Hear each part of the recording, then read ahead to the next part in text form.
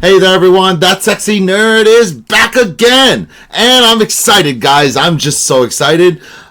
Guts is finally back on Death Battle. Woo! Oh, one of these days I'm getting that the brand branded on my, well, tattooed on my neck. Obviously not branded. I'll die. I wouldn't. I just, no. It's like every single time you see it, especially. Did you guys ever watch Spartacus and watch when they get branded? Chained, beaten, or die by... Yeah, they're as if they wouldn't be like dying. But anyway, Guts, the best swordsman ever, the Black Swordsman. I love Berserk. I loved the original anime, the 1997 cut. Yeah, the 1997 cut, as well as the remake that they made a little while ago. The whole Golden Age arc, the Golden Age movies, and they all brought them all together as one. That was, you guys check that out if you guys didn't know that. Also, I feel like I was like one of the only people that actually liked the remake, or no, the continuation of the series, the Berserk 2017 and Berserk 20. I know. Everybody's like, oh my god, those things suck. But it was still Guts. I don't care. It's long as Guts, and yes, and I do acknowledge that the sword sounds like smashing pans and shit. But you know what? I don't care. It still sounds goddamn cool. Besides, you couldn't tell me what it actually sounded like, could you? I don't know. Everybody's always particular about all these things. But anyway, I have no knowledge of Fire Emblem. I watched somebody in college one time play that game. That's my only experience with it, really. And it was like an old one, I think on GameCube or something. I don't even know. If the only two Fire Emblem characters I know are Roy, three Fire Emblem characters I know are Roy, Marth, and an Ike and that's because of Super Smash Brothers. That's it. I didn't really read their character. I heard Ike is actually really interesting, though. I've heard a little bit of his backstory, and he's a pretty interesting character, and I like him. But I don't know that much about Roy and Marth. I don't even know if they're still relevant anymore. I wonder if the games are kind of like, remakes and stuff like that. Or I don't know. They just take place in different time periods, probably. I probably could get into it if, I had the time, but I don't know. Let me know a little bit more interesting stuff if you guys are Fire Emblem fans in there. But, yeah. There's not much I want to say because, again, I don't know. I don't want to make a bet, but I'm always behind my boy Guts. But we're going to learn about Dimitri, and maybe I'll see if I can make my decision before the end of the battle. But we'll see. But anyway, please smash that like button if you want to see more sexy and nerdy content, and subscribe if you think I deserve it. And let's do this thing, y'all. Guts, the brutal black Yeah! and Dimitri, the savage savior king from Fire Emblem. Vengeance is an ever-malicious force that can turn anyone into a broken, traumatized, unstoppable one-man army. He's Wiz and I'm Boomstick. Whoa. And it's our job to analyze their weapons, armor, and skills to find out who would win a death battle. Ooh. Oh my goodness, this is gonna be in 3D. In the realm of Midland, life really sucks all around. Yes. Demons run rampant, villages get pillages, and a helpless elf fairy has become target practice for some thugs. Batter up! Until walking into the torment comes a stranger clad in black, cleaving through anyone in his way with one humongous sword. Wiz, that weapon is too big to be called a sword, too massive and thick. More like a slab of raw iron that no normal man could wield. Except for the man with a simple but fitting name, Guts. But what is it that makes Guts so terrifying? Well, we're about to get into some really, really dark shit, fair warning. Born from his mother's recently hanged corpse, Guts was taken in by a mercenary band led by Gambino. Who definitely isn't winning Father of the Year. Gambino put Guts through the ringer, training him with swords way too big for him before putting him into live combat at only 9 years old. Training with such large swords made Guts inhumanly strong, but he needed a different kind of strength to endure the horrendous abuse he suffered from Gambino. So he murdered the bastard in self-defense. Guts is not just 24 years old. Come on, he's got to be at least in his 30s. 24? Damn. And and I forgot how tall he is, 6'8". God, I love Guts so much. Ugh. Fucking epitome of manliness here, man. He deserved it, trust me. With no home or family to speak of, Guts aimlessly wandered for years as a lone mercenary. Until he caught the eye of the ambitious Griffith. Impressed by Guts' bold battle prowess and blunt honesty, Fucking Griffith wanted him. So Guts joined his mercenary group, the Band of the Hawk. Where Guts' gutsy fighting style made him the perfect captain. The dude was hardcore enough to fight 100 enemy soldiers on his own. Yeah. Just to let you know, I may rage out a little bit if they mention Griffith a lot because I hate him as much as Guts does. I mean, I don't know. I hear for some reason people like him. I don't get it, but God damn it, I hate him. I hate Griffith so much, and I never liked him. He was always a weird little jerk. And even helped end a 100-year-long war, all while earning respect and glory with Griffith and his group for the first... Griffith!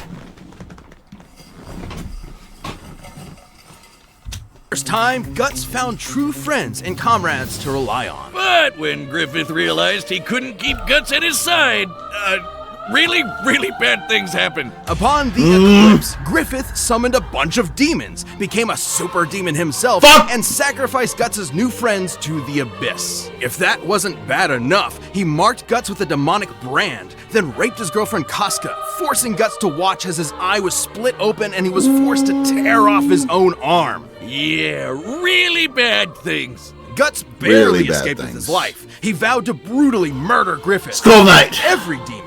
Down to the last one. Yes! No small task, even for him. And every big task needs even bigger weapons. Guts' bread and butter is the enormous Dragon Slayer. 6.5 feet long and weighing over 300 pounds, Dragon Slayer is absurd. In Guts' hands, it can cleave through plated armor and even demons with skin of corundum, a real-life metal that is harder than steel. Oh, wow. And since Guts has made killing demons his favorite pastime, Dragon Slayer was exposed to so much demonic blood that it exists on the astral plane, meaning it can harm any supernatural monster. God, this thing's heavy. Guts also carries a I'm surprised you lifted it up as much and as you throwing did. Knives, but I'm partial to his mechanical arm, complete with a wondrous invention of a repeater crossbow and a secret cannon. God, that's neat and all, but they aren't as awesome as Dragon Slayer here. Nope. God, how does he do this? Okay, the repeater crossbow is pretty cool. It can fire a volley of 4 to 5 bolts per second, making it the go-to option for mowing down groups of enemies. And hey, if you gotta lose your hand, replacing it with a goddamn super gun is the way to go.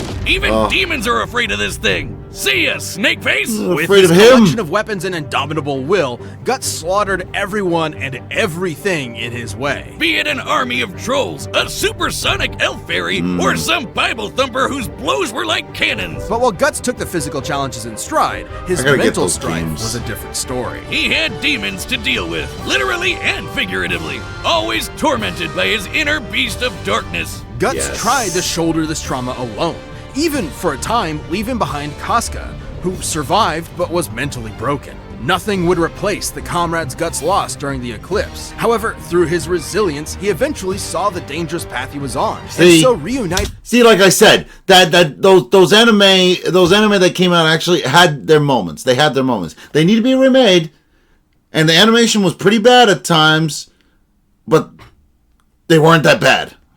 with Casca and eventually came to depend on new companions. Including pretty boy Serpico. He doesn't look like much, but the guy is fast enough to dodge lightning at speeds over 100 times faster than sound. And Guts has kept up with him more than once. And thanks to the witch Flora, Guts got his deadliest and riskiest asset, the Berserker armor. Oh boy, by shutting down all mental limitations, this armor gives Guts a huge amp in strength. Pain means nothing to him now, and it even heals injuries on the fly. Wait, did I say heal? What I meant was it pierces his torn flesh and broken bones together so he can fight until the actual last drop of blood has left his body.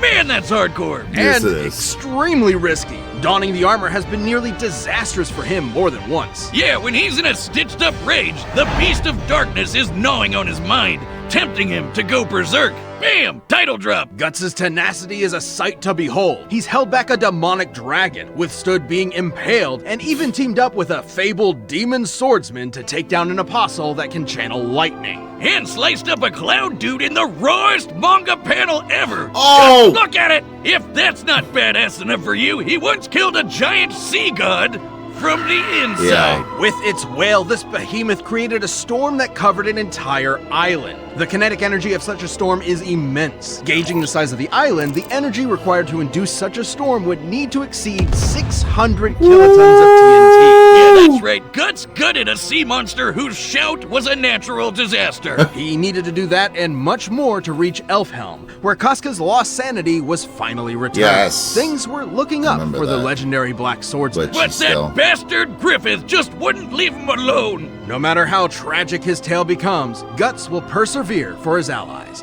both past and present. He has new friends, a renewed heart, a badass sword, and the last thing any man, demon, or god wants to do is mess with him. Fuck yeah! Ah! This episode of Oh, I'm so excited! Of Fodlan lies the holy kingdom of Fargus, a knightly nation where the youth learn to swing a sword before they can write their own name. Prince Dimitri Alexandra Blathid was no exception. The kid was a prodigy, able to spar with far more experienced warriors, in part because he was a crest bearer. Or someone gifted mystical power through the blood of the goddess Sothis. Those born with a crest gain anything from enhanced magic to superhuman strength. At 9 years old, Dimitri could lift giant boulders, run across mountains for hours, and boy. constantly broke swords by accident. Most elites who had a crest also had a massive ego, but not Dimitri. Right, Dimitri was strong but generally kind, like when he gave his childhood friend Edelgard a dagger. An earnest, if odd gift. I got shotgun shells for my first crush. But life took a turn for Dimitri when a mysterious group murdered his dad and a bunch of knights, burning them all in front of him, and leaving the poor kid with some serious survivor's guilt. Guilt that only worsened when the country of Dusker was unjustly blamed for the tragedy. Dimitri lamented that he could not stop Fargus's corrupt nobles. Don't worry the though, hell? when those same nobles rebelled a couple years later, he fought them like a beast, slaying them all with sadistic glee. This savage side would emerge when Dimitri was reminded of the tragedy he witnessed. Otherwise, his chivalrous charm remained forefront. With guidance from his dead dad's buddy Rodrigue, Dimitri got into the Garrick-Mach Officers Academy, where he led the Blue Lion's house and learned the mystic arts. Well, he's not the most proficient in it, but Dimitri did learn healing and elemental magics, able to call down lightning or even channel it through his weapons. Letting him electrocute tons of enemies at once. He learned this and more from everyone's favorite Smash Bros. Character, Professor Violet. Assuming you picked Dimitri's Blue Lions when you played Fire Emblem Three Houses. We're getting a little meta here, but his story turns out very differently depending on the path chosen. Aside from the Blue Lions, there's Edelgard's Black Eagles, And the Golden Deer, led by the crafty Claude Von Regan, aka the Best House. that band of goofy misfits. The Black Eagles are a far more cohesive unit. Nah, fear the deer, Wiz. I have no idea what you're talking about. Ashen Wolves for life, losers! Of course Jocelyn picks the Goths.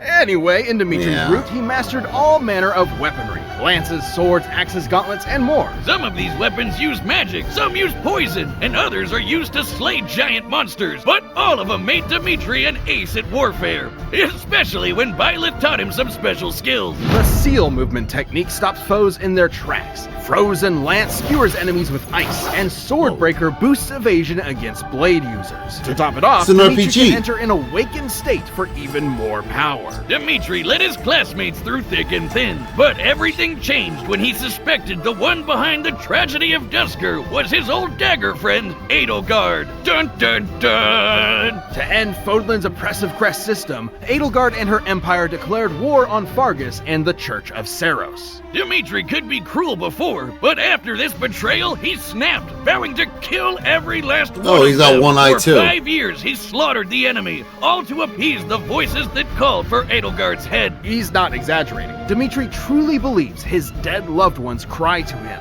unable to know peace until he claims vengeance. As if Prince turned murderer hobo wasn't scary enough, he wields the ultimate lance, the hero's relic, Eredfar. Forged from the bones of dragon-like Oh, it's a spear. Nabateans, Eredfar is much stronger than ordinary metal. It can pierce any armor with its signature move Atrocity, and only crestbearers can wield it without mutating into a monstrous black beast. With his lance, Dimitri kept killing, but no bloodshed could calm his mind. He reached peak war crimes, torturing an enemy commander in blind rage. But when his actions led to Rodrigue making the ultimate sacrifice, Dimitri was broken, terrified of yet another voice haunting him. Except this time, he had his professor to help him out. We really gotta pay teachers more, y'all. Dimitri still felt hatred for Edelgard, but looked past It's true. the friends and kingdom he neglected and made a choice. Instead of killing every last one of them, he would save every last one by retaking Fargus's capital.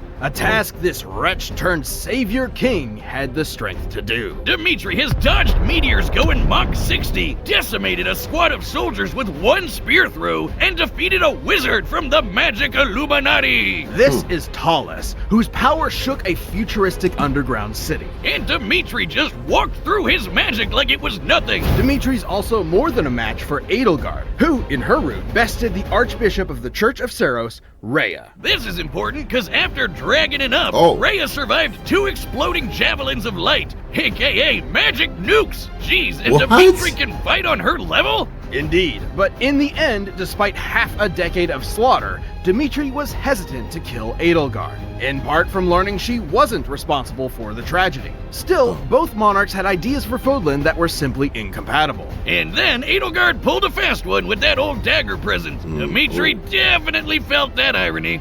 The war was over, and with his allies at his side, Dimitri claimed his place as a just king. Unless, you picked a different house. His story doesn't end very happy in those. But though the voices of the dead will haunt Dimitri until his final breath, so long as he has his friends, conviction, and compassion for the living, he will find peace. I still think he might win against. That Guts might win. 100. Woo! Sword battle! Oh my god, it looks like. 100 men strong. What drives your slaughter? Save the high and mighty crap till you're dead. Come on! Oh, I love it!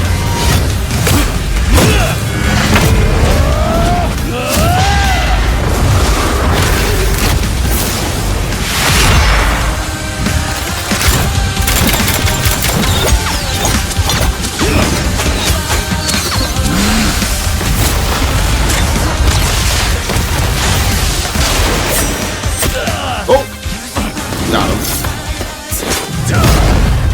I feel. Oh. Yeah, no, that's still not. How dare you! Yeah. Will tear your head from your shoulders! The dead must have their revenge! Hell yeah!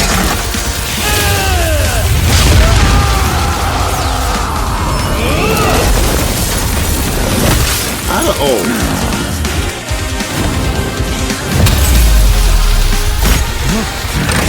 Go to hell!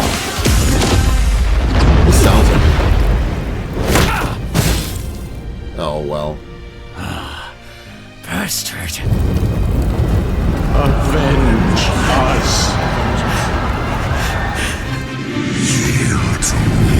Yeah. I had a feeling. Promise. I'll kill them! All of them! Down to the last one! No wonder.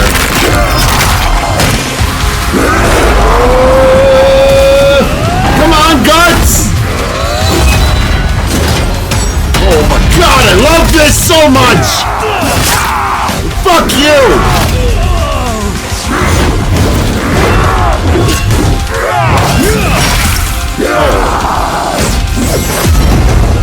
Enough of this! No. This is it!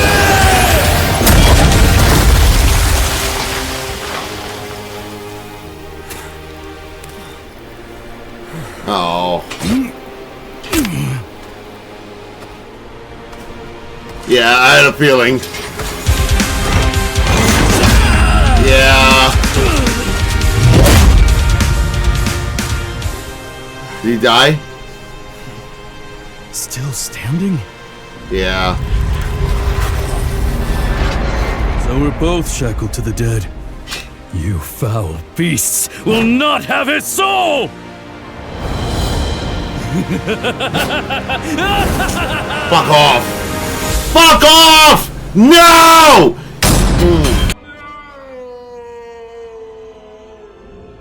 I don't know what's scarier, Dimitri the demon or Guts still standing there. He was a badass till the end. Being fast enough to dodge lightning, Guts actually had a slight speed advantage over Dimitri, though skills like seal movement and swordbreaker helped Dimitri close the gap. And while Dimitri had some minor healing magic to fall back on, it wasn't gonna compete with the raw endurance from the Berserker armor. Still, Dimitri's absurd strength and wider pool of weapons and abilities gave him plenty of ways to wear Guts down. Against Dimitri's electricity magic, Guts' sword and armor were vulnerable conductors, making every clash an opportunity to electrocute him. Annoyed. Sure, Guts has defeated lightning callers before, but he needed help. Not to mention, moves like Atrocity can pierce through armored foes, bypassing half the point of wearing the Berserker armor. Guts could power through some of Eredfar's damage, but he wasn't invincible and could not heal from fatal wounds. Then there's both fighters' raw power. Slaying demons is really impressive, obviously, but not always on par with magic nukes. Remember, in Edelgard's route, she defeated Rhea, who survived 2 Javelins of Light. Bull. In Dimitri's route, he defeated Edelgard, while she was a powered-up crest monster. That happened. So, if Rhea could take on the Javelins of Light, Dimitri should be at a similar level. So, let's find out how strong a Javelin is. In Fodlan's lore, several Javelins decimated a forest, forming the Valley of Torment. However, the exact number of Javelins used to create the valley was never given, making the power of an individual Javelin unclear. But we do know the Javelins in this attack were supposed to hit the Garrigmach Monastery, until the goddess Sothis noped them away and they hit the forest instead. We also know that the Javelins of Light are not limitless, with typically no more than 6 being used at once, even against structures similar in size to Garrigmach. So, if a similar amount were used in the attack that made the valley, each Javelin would pack a payload that's over 3 gigatons of TNT. Even if we severely lowballed this and said the destruction was divided between 10, 50, or even 100 different Javelins of Light, surviving 2 Javelins would still be greater than the best of Guts' feats, even scaled to the Sea God. Guts' persistence meant he wouldn't go down easy, but against Dimitri's inhuman strength, devastating abilities, and fervent willpower, it was just a matter of time before the vengeful king wore through him. Saying it makes me berserk, but Guts could only go so fargus. The winner is Dimitri Alexandra Blathid. The fuck! What's next? Ooh. Oh! Okay. All right. Basically, I was so pissed until that ending with the. Oh, I would love to see that fight, Silver Surfer. Like, if they were gonna do this to me, though, they should have left it in just sprites or something like that. Because, man, why? Just because they wanted Dimitri? Oh, you know, if they were gonna kill Guts like that and ruin my hopes and dreams, like, couldn't you just put it in sprites? But, you know, it was a damn good fight, honestly. I think Guts should have won that, but they did back up their claims again. Yeah, they have to use logic. I don't know. I mean, again, did I miss something? Because it said something about you know, that, like, you know, just because this dragon lady survived it, why did he kill her? I'm sorry, I didn't really pay attention because, again, guts, but still, I don't know. I guess he must have defeated her or killed her or whatever. Fine, but I don't even think that even has the intended effect. I don't know. I don't know. I mean, I don't understand. Just because they overcame this huge force doesn't mean that necessarily that they're as strong as the individual. I don't know. Sneak attacks. I don't know. I didn't see the anime. I didn't play the game. Whatever the heck is going on here. Screw Fire Emblem. Like, I'm like mad now. I'm legit mad right now. But yeah, what are you gonna do? It was a pretty damn good fight, and I really wish Guts had won, but apparently it's not. I feel like it's just as disappointed as I was when Darth Vader lost. So that's great. But what are you gonna do? But yeah, at least I would love to see that Silver Surfer versus Martian Manhunter fight. I feel like Surfer might win. At least that might be, but then again, you know, Martian Manhunter is said to be even stronger than Superman at times, and I've never seen a feat that he's done that Superman can't do, or something like that, or that he's been stronger. But I don't know. I've never even seen him really fight Superman. But I guess we'll find that out, huh? And in 2 more weeks. So whatever. Despite me being pissed off, please smash that like button if you want to see more sexy and nerdy content, and subscribe if you think I deserve it. And I'll see you on the next video. Do doodle doo doodle doo doodle doo doodle doo doodle doo doodle doo doodle doo doodle doo. Dun dun dun da da da da da da da da da da da da.